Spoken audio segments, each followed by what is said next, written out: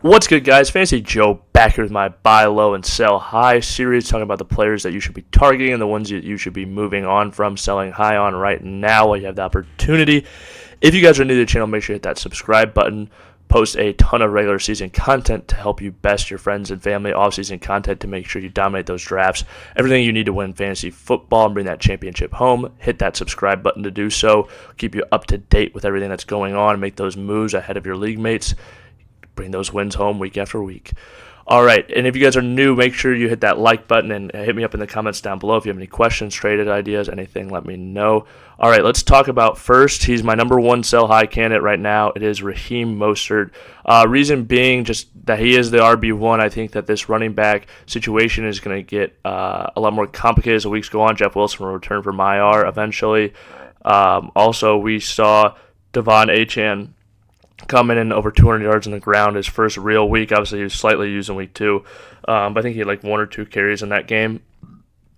But the talent of Achane, I think, and the return of Jeff Wilson looming, all of those made me want to move on from Raheem Mostert. But I mean, if I could see him return of Raheem Mostert into Kyren Williams, I would do something like that. If I could turn him into, take him and a good wide receiver, turn to Bijan Robinson, I would love to do that. There's definitely some running backs on this list I would target. Maybe a Travis Etienne, another guy I think I would trade for or be willing to. All of those are trades that I would go out there and be willing to make. Another guy I'd be willing to sell high on. This is another one. Just selling high is if you can. You're trying to sell these players to their peak value, and I think they currently are. Don't just trade these guys for pennies on the dollar, though. Kenneth Walker III, I think, is a decent sell high candidate. They obviously have Charbonnet there. I think he'll become more involved. A lot of his production has come from touchdowns thus far this season. If I could take Kenneth Walker and turn him into Tony Pollard with another piece, that's a move I'd love to make.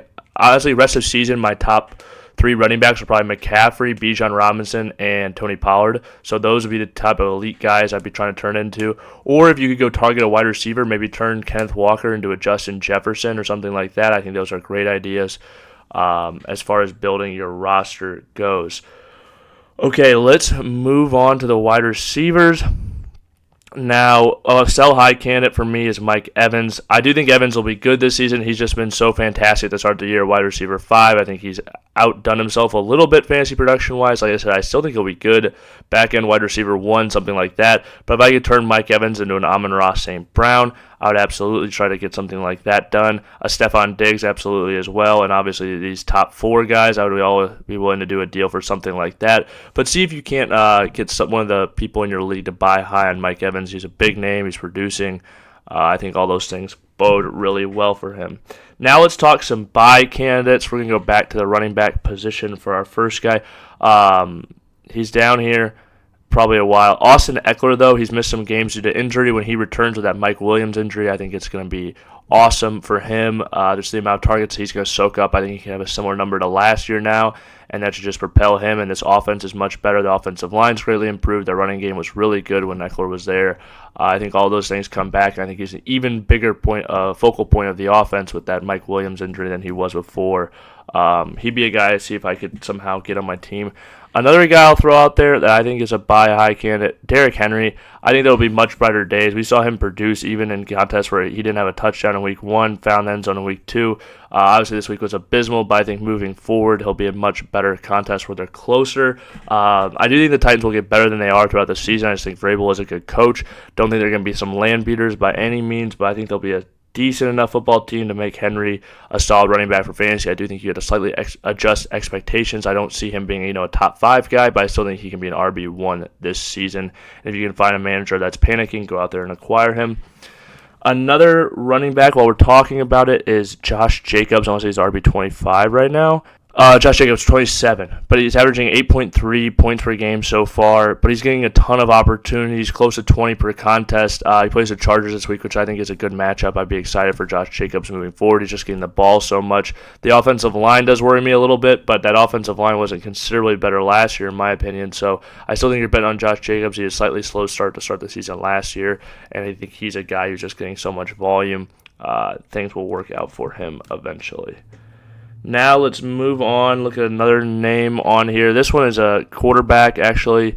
we'll talk about really quickly. Well, let's sort by average because he's probably pretty close to the top for this, I would assume.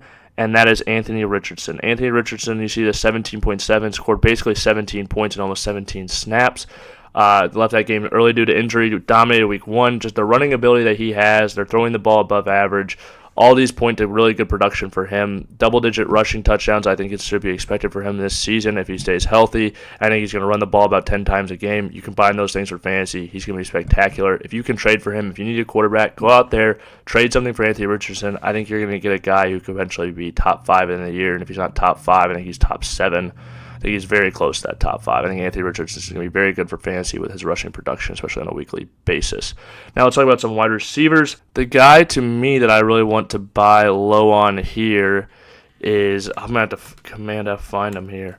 It's Elijah Moore. And the reason is he has had excellent target usage so far this year.